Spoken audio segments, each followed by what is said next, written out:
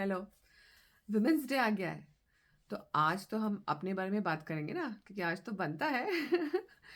तो आज हम कुछ ऐसे फैक्ट्स को देखेंगे जो कि बहुत ही इम्पोर्टेंट हैं और कई बार हम लोग भूल जाते हैं कि ये कितना इम्पोर्टेंट है। तो पहला फैक्ट ये है कि हम इस दुनिया के क्रिएटर और नर्चरर हैं। बहुत ध्यान से आप सोचिए तो एकदम रियलाइज़ होगा कि अरे! हम इस दुनिया में हम कितना कुछ करते हैं और हम दूसरों को कितना नर्चर करते हैं। हम अपने बच्चों को तो करते ही हैं, पर उसके साथ-साथ हम हमारे लाइफ में जो भी आता है उसको किसी न किसी फ़ॉर्म में नर्चरिंग ज़रूर मिलता है, क्योंकि ये हमारा बेसिक नेचर है। लेकिन हम अपने आप को भूल जाते हैं, हम अपना ध्यान रखना भूल जाते हैं, अपने आप को नर्चर करना भी भूल जाते हैं। तो आज से हम ऐसा नहीं करेंगे। आज से हम अपना ध्यान रखेंगे। आज से किसी और को नहीं बताना पड़े कि चलो आराम करो या चलो ये दवाई का टाइम हो गया या चलो थोड़ा-सा ब्रेक लो। नहीं, आज से हम खुद अपना ध्यान रखेंगे, ताकि हम दूसरों का भी ध्यान रखने के काबिल बन पाएँ और हम वॉर्न आउट नहीं हो जाएँ, है ना? तो ये बहुत इम्पोर्टेंट पॉइंट है जो अक्सर कई सारे महिलाएँ करती हैं।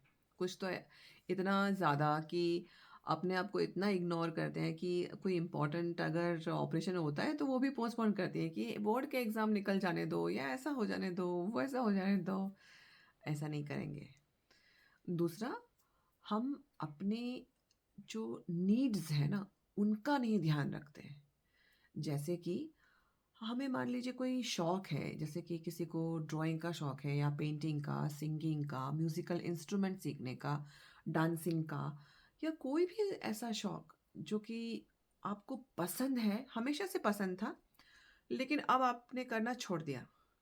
ये कभी भी मत कीजिएगा, क्योंकि वो जो है आपको फ्यूल करता है अंदर से। देखिए, बाहर से तो आप जैसे मान लीजिए खाना खा खा के आपका बॉडी फ्यूल होगा, राइट? लेकिन जब आप ऐसे कुछ शौक या ऐसे जब हम पूरा करते हैं ना, तो आपका मन, आपकी आत्मा तक एकदम एनर्जाइज़ हो जाती है। क्यों? क्योंकि आपको वो स्पिरिट को हाई करता है। आपको एक फुलफिलमेंट मिलता है और जब आप फुलफिल फ़ील करोगे, तभी आप दूसरों को भी फुलफिलमेंट दे सकते हैं इमोशनली। अगर हम अंदर से ड्रेन हो जाएँगे, तो हम दूसरों को कभी वो नहीं दे सकते हैं। स्पेशली बच्चों की बात कर रही हूँ मैं। बच्चे भी कभी-कभी ऐसे फ़ील होता है ना उनको कि बहुत एम्प्टी-एम्प्टी सा फ़ील करते हैं वो भी, क्योंकि कहीं न कहीं मम्माज़ भी ऐसी फ़ील कर रही होती हैं and they just get that. So आज से ऐसा नहीं करेंगे। हम अपने शौक के लिए will make all the effort कि हम अपनी जितनी भी हॉबीज़ हैं, जितने भी हमारे कुछ एम्बिशंस हैं, उन सबको पूरा करें। चाहे कुछ भी एज क्यों ना हो। कभी-कभी ऐसा होता है, ओह! मैं तो इतने साल की हो गई, अब मैं क्या करूँ? 40 प्लस हो गए, 50 प्लस हो गए, अब 60 प्लस, अब क्या करेंगे? लोग क्या सोचेंगे? अरे भई, कोई फ़र्क नहीं पड़ता। लोगों को जो सोचना है वो उनका प्रॉब्लम है, हमारा नहीं है। तो ये पहले तो ये हमें बहुत क्लियर करना पड़ेगा कि नहीं, ये मेरे लिए इम्पोर्टेंट तो मैं ज़रूर करूँगी। मैं अपने पर्सनल लाइफ़ के एक्सपीरियंस को मैं ज़रूर शेयर करूँगी। मेरे साथ जब मैं स्विमिंग सीखने जाती थी, तो मेरे साथ एक लेडी थी, वो 86 इयर्स की थी। उन्हें आँख से दिखाई नहीं देता था, तो वो आँखें बंद करके भी स्विमिंग सीखती थी और वो मुझे हाथ देती थी कि चलो आ जाओ, डरो मत। तो मुझे ऐसा लगता था कितना अमेज़िंग है ये, कितना इंस्पिरेशनल है। तो आज वुमेन्स डे पे मुझे एकदम से ये याद आ गया। तो ऐसा बिल्कुल भी मत सोचिए कि 80 या 70 इयर्स के हो गए। देखिए, 86 ईयर ओल्ड भी ऐसा कर सकते हैं, तो हम तो काफ़ी यंग हैं ना उससे तो। तो ये आज ज़रूर ध्यान रखेंगे हम। तीसरा और मोस्ट इम्पोर्टेंट, हमें दूसरी लेडीज़ की सबसे ज़्यादा ज़रूरत होती है। चाहे कितने भी रिश्ते हम दुनिया के क्यों ना निभाएँ, लेकिन हमारा रिश्ता दूसरी लेडीज़ के साथ सबसे ज़्यादा इम्पोर्टेंट होता है। स्पेशली बच्चों को बड़ा करने के लिए तो हमें दूसरी लेडीज़ की ही इनपुट्स की ज़रूरत होती है। प्लस लेडीज़ के जो भी कोई प्रॉब्लम होता है, उसके लिए भी लेडीज़ की ही ज़रूरत पड़ती है हमें। हम चाहे कितने भी और कोई एक्सपर्ट्स ही हमारे सर्कल में क्यों ना हो, लेकिन हमें दूसरों दूसरों की स्पेशली लेडीज़ के इनपुट की और सपोर्ट और गाइडेंस की सबसे ज़्यादा ज़रूरत पड़ती है। तो आज से किसी भी दूसरी लेडी के बारे में कुछ भी नेगेटिव नहीं, ना बोलेंगे ना सोचेंगे, चाहे कुछ भी हो जाए। ये बहुत ही इंपॉर्टेंट है, मुश्किल भी होता है कभी-कभी, क्योंकि कई बार लेडीज़ ऐसा करती हैं एक दूसरे के साथ, तो ऐसा नहीं करेंगे। पहली बात तो हम नहीं करेंगे कि वो उनको जो करना है वो उनका प्रॉब्लम। लेकिन आज से हम नहीं करेंगे किसी और के बारे में। क्यों? क्योंकि ऐसा करके मैं अपनी ही डिविनिटी को कम करती हूँ।